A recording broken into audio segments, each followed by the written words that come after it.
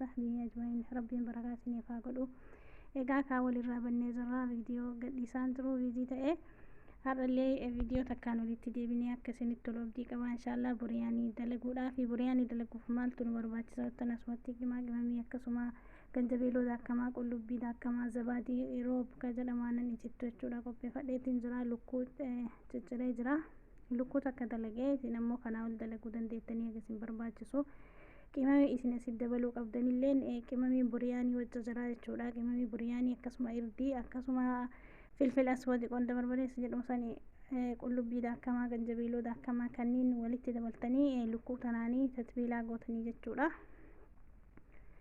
lukkuu tanaa wal fudhachiiftanii jechuudha akkanatti itti dibdanii lukkuu tana ammoo yeroo miicitanii qulqulleessitanii dhiqxanii kaatanii gara furdina lukkuun sadriin kun furdina qabaa achi albeedhaan keessa isii gadi baastanii jechuudha gadi murtanii adda baasuu osoo hin taane qinxaa itti gootanii jechuudha maaliif akka qimamiin kun keessa isii isinii galuuf jecha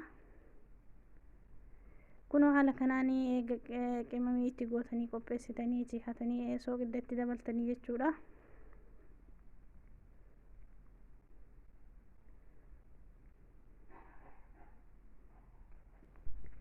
bifuun kanaan fiddanii zabaadii itti dabaltanii jechuudha zabaadii roobii itti dabaltanii aanan jechuudha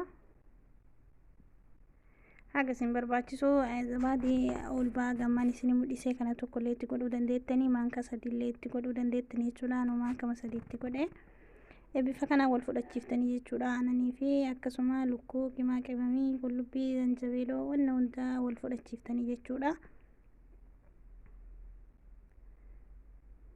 haala kanaan eega wal fudhachiiftanii itti qadaadanii sa'aatii lama tallaajaa keessa keettanii halkan guutuus bulchuu dandeettanii afdal shayini halkan guutuu yoo bulchitan irra gaarii ta'ayyuu jechuudha asitti ammoo amma shunkurtii qopheessee jira shunkurtii kana dheeressitanii cirtanii akkasuma xamaatimii xixiqqeessitanii karattaftanii loomii gurraattii fi akkasuma girfaa jechuudha qarafaa waragat gaarii jedhama waragat gaar kana ammoo ani afaanii biyya keenyaatti waan inni jedhamu hin beeku jechuudha habaala baarzafii fakkaatu sanii namni beektan himaa qarafaan ammoo kaa biyya keenya iyyuu jira jechuudha leemuun illeen leemuuna gurraattiin tun ammoo leemuun mataan goggossanii akkana godhanii jechuudha haala kanaan distii teessan qopheessitanii jechuudha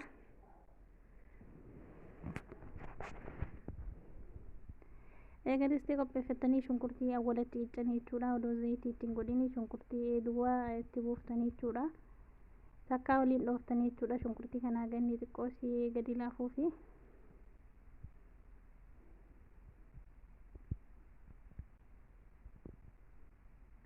dhedheeressitanii baastanii jechuudha argaa jirtanii dheeraadhaan ni mul'ata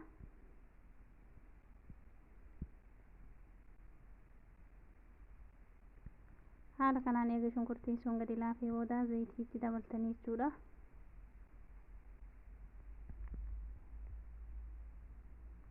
kun amma zayitii itti dabaleetiin jira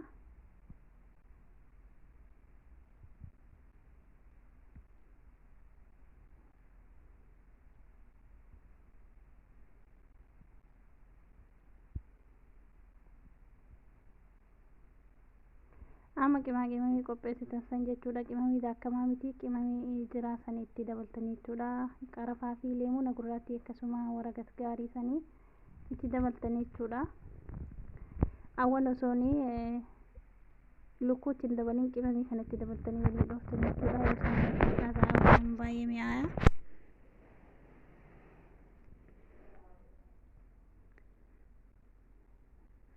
haala kanaan qimamii kana eega urgeessitanii wal fudhachiistanii shunkurtiidhaanii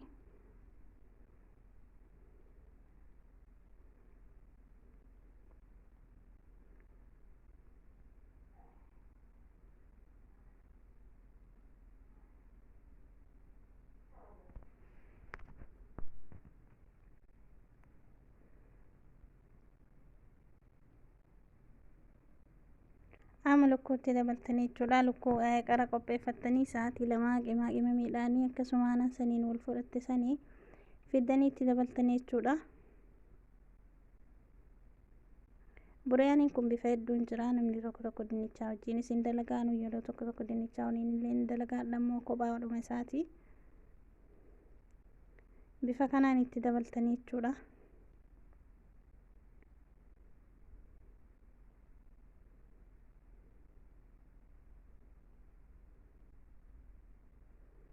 ammallee akkanumatti dhiistanii jechuudha. Takka hagaan lukkuun tunii akkamtaati isiniin jedhu agarsiinii xiqqoo isii akka shunkurtii kanaan ol fudhattu tamaatimii ittiin dabaltanii xiqqoottanii tamaatimii itti dabaltanii jechuudha. Kun bifa kanaan tamaatimii daakullee hin dandeettanii namni tokko tokko hin daaka. Ani ammoo osoo hin daanne jechuudha akkanatti raftalana biratti. Kana fakkaataa erga waa hundatti galchitanii itti qadaaddanii dhiiftanii jechuudha. Waa tokko iyyuu ittiin dabaltanii dursitanii maaliif yaa tamaatimiin kun gadi isinii laafuu itti qadaaddanii dhiiftanii. Kun bifa kanaan takattakee jira.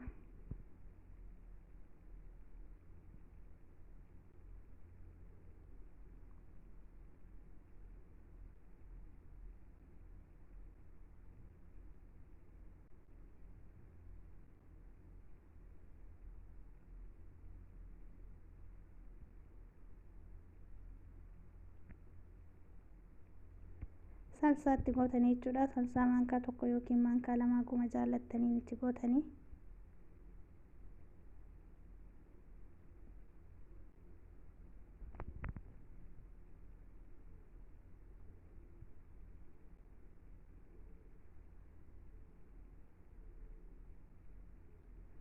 Buriyaaniin nyaata akkaan iddoo mi'aawuu jarrabaa laalaa isinilleeni.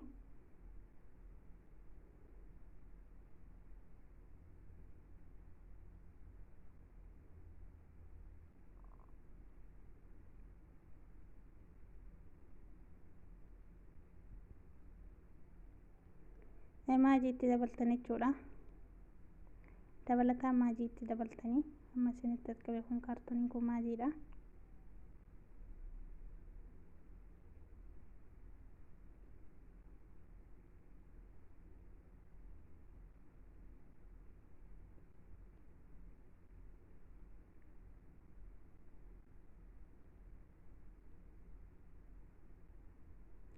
Amma sitti rooza miiccanii jechuudha. Halaas isaa jidduu isinitti qopheessaa jira waan ta'eef rooza keessa miiccatanii.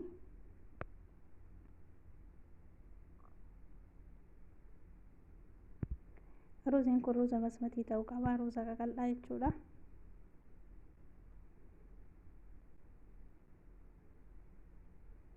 Rooza immoo hojjatti affeeltanii jechuudha. Bishaanumaa fi zayitii soogidaan affeeltanii jechuudha. Kun bishaan takattakee jira amma roozatti naqa.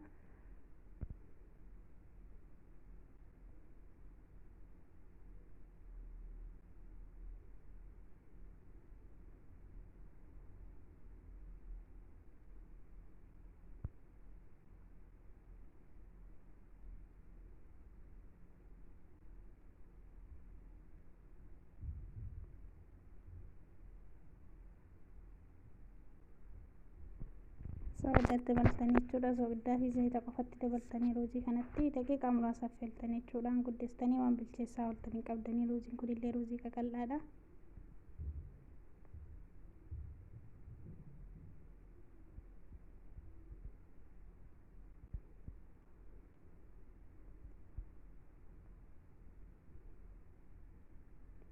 Kana fakkaataa rooziillee asii bilchaatee jira kunoo maashaallah.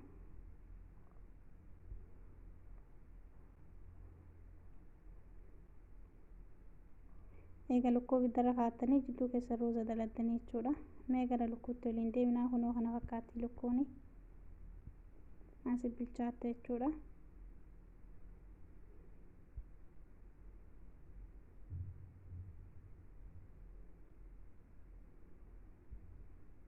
Kunoo qawaamni isaa akkana jira jechuudha. Bishaan illee ittiin guddiftanii jidduma jireessa gootanii jechuudha.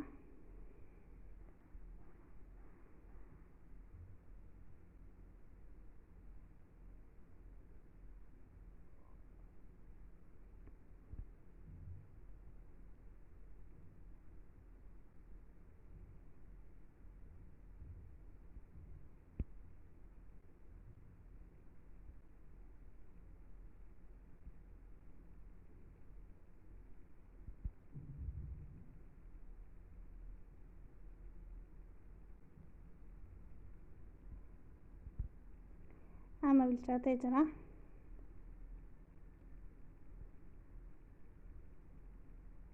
Kuzbaraatti dabaltanii jechuudha. Kuzbarii haa ciccirtanii itti dabaltanii jidduu isaa keessatti jechuudha.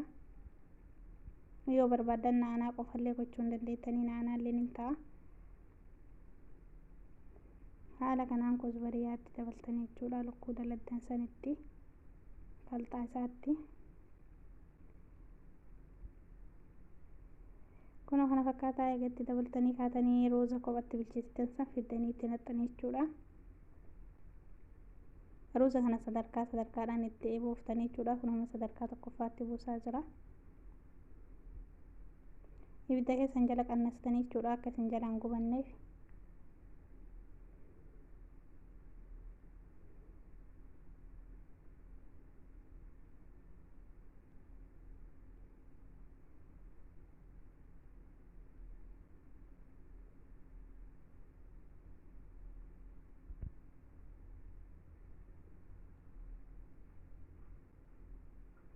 Kan amma sadarkaa duraatti buusee jira. Jidduu keessatti shunkurtiidha jechuudha. Shunkurtii qaqal'istanii cirtanii xabbastanii jechuudha zayitiidhaan. Kun amma shunkurtii jidduu keessa galchaara. Shunkurtii yeroo xabbasu isinitti hin argisiifne shunkurtii qaqal'oo cirtanii zayitiidhuma qofaan diimessitanii jechuudha. Kun bifa kanaanii. Amma fiddanii eegaruu sadarkaa tokkoffaa buuftanii jidduu keessatti shunkurtii buuftanii jechuudha.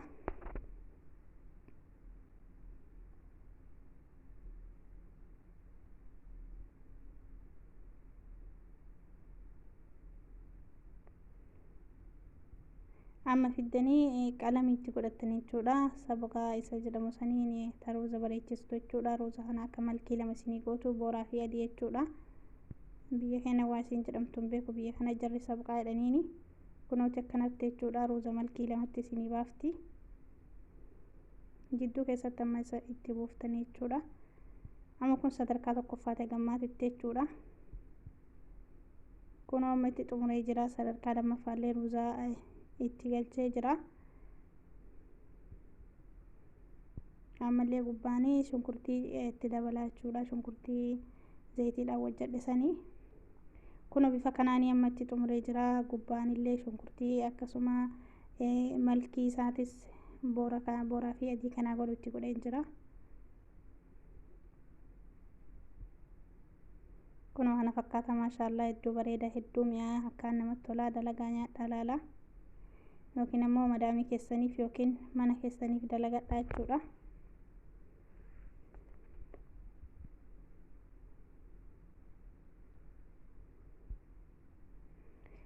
Kana fakkaata kunoo maashaallah nyaata addaati.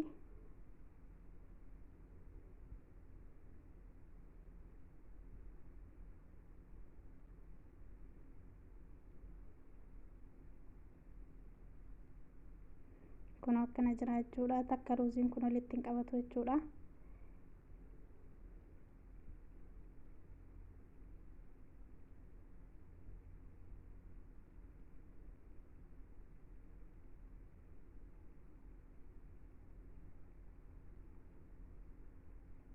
Kun qalamiin itti godhetu isa kanaa loona zaafaraan jedhama afaan arabiitiini. Maashaallah kana fakkaata rooziin keenya kaadhaa bifa kanaan qopheeffadhee isinis akkasinitti tolu abdii qaba. Yoon isinitti tole subscribe, like, comment gochuudhaan jajjabeessaa isiniin jedha. Rooza kana yeroo namaaf dhiyeessitanii yoo namni isin rooza san dhiyeessitaniif bakkee tokkotti argamee rooza san akkuma jirutti ol fuutanii gadi gombiftanii jechuudha. Kushinaan isaa kun hundi isaa gubbaa oolaa jechuudha. Kunoo kana fakkaata maashaallah hedduu mi'aa akkasinitti tolu abdii qaba. Akkasiniin jedha obboleeyyan tiyyaa hedduu namatti tola inshaallah akkasinitti tolu abdii guddaa isinirraa qaba. Hanqinni jiru koomentii jala barreessuuf hin dagatinaa. Yoo dogoggorallee qabaadhee bakka kana sirreessii bakka kana tolchinaan jedha obboleeyyan tiyyaa. Isiniin jedha rakkina jiru tokko narraa argitanii jettan waan an dogoggoraa jiru yoo jiraate natti himaa isiniin jedha obboleeyyan tiyyaa. Haga viidiyoo biraatii walitti deebinutti assalaamu alaikum warahmatullaahi wabarakaatuh.